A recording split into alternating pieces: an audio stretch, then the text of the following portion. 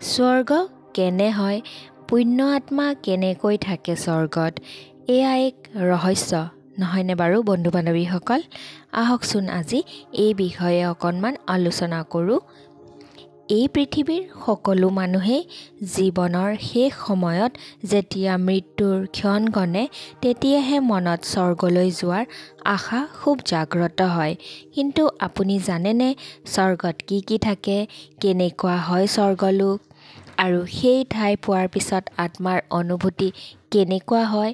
এই ঐশ্বৰিক ৰহস্যময় কথা আজিৰ ধাৰ্মিক লোকে নিশ্চয় ভাল পাব বুলি মই আশা ৰাখিলোঁ।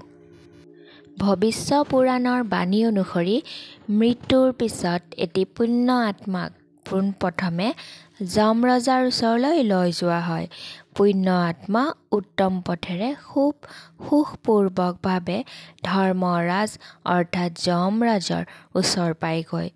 ভৱিষ্য পুৰাণ অনুসৰি যমৰাজে এই আত্মাক খুব আদৰ আৰু সম্ভাষণ কৰি কয়, হে পৰমাত্মা, তুমি ধন্য, তুমি আনৰ উপকাৰী আছিলা। তুমি স্বৰ্গ সুখ প্ৰাপ্তিৰ বাবে বহু পুণ্য কৰি আহিছা। যোৱা, তুমি স্বৰ্গ বাহনেৰে স্বৰ্গত প্ৰৱেশ কৰা। আৰু কথা অনুসৰি আত্মা স্বৰ্গত প্ৰৱেশ কৰে। পুণ্য আত্মা স্বৰ্গত প্ৰৱেশ কৰা মাত্ৰকে সেই আত্মাক বিভিন্ন ধৰণৰ বাদ্যযন্ত্ৰৰ ধ্বনিৰ দ্বাৰা স্বাগতম জনোৱা হয়।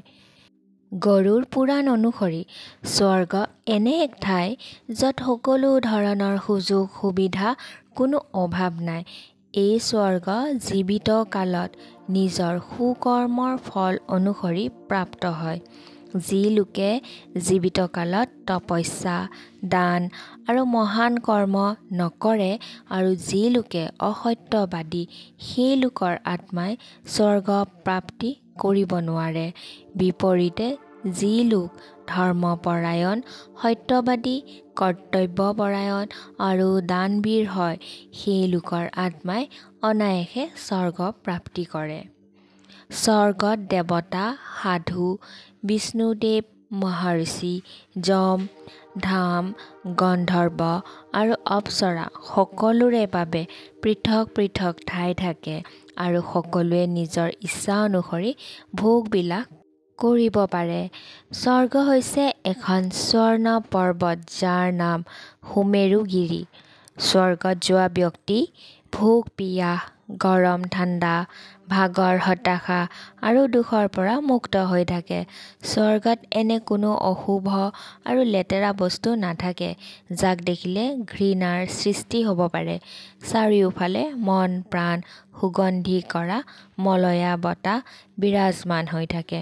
সকলো সময়ত মন প্ৰাণ প্ৰসন্ন কৰা বাদ্যধ্বনি শুনিবলৈ পোৱা যায়। স্বৰ্গত কোনোৱে দুখ নকৰে, নাকান্দে, কোনো বৃদ্ধ নহয়। স্বৰ্গত মানুহৰ শৰীৰ যুৱক যুৱতীৰ দৰেই হৈ থাকে। দেহৰ পৰা ঘাম নোলাই, সকলো সময়ত সুখ শান্তি বিৰাজমান হৈ থাকে আৰু এই সময়ত জীৱিত কালত কৰি যোৱা ভাল কৰ্মৰ ফলতে উপলব্ধ হয়। স্বৰ্গত কাৰো দেহৰ পৰা দুৰ্গন্ধ নোলায়, পিন্ধা কাপোৰ কেতিয়াও লেতেৰা নহয়। স্বৰ্গৰ আত্মাসমূহৰ মাজত কেতিয়াও হিংসা আৰু বিদ্ৰোহ, জেদ আৰু অহংকাৰ নাথাকে। বিপৰীতে ইজনে সিজনৰ প্ৰতি মৰম ভালপোৱা ৰক্ষা কৰে। পুৰাণ অনুসৰি স্বৰ্গ প্ৰাপ্তি কৰিবলৈ হ'লে মানুহে ধৰ্মপৰায়ণ হ'বই লাগিব। নিজৰ হাত দুখন লোকৰ বাবে আগবঢ়াই দিবই লাগিব।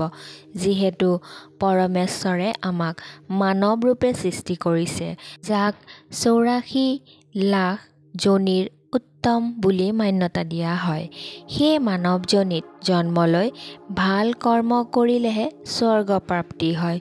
ঈশ্বৰৰ সৃষ্টি সকলো জীৱ-জন্তু, পশু পক্ষীক মৰম কৰিলে, ইজনে সিজনক সহায় কৰিলে স্বৰ্গ প্ৰাপ্তি হয়।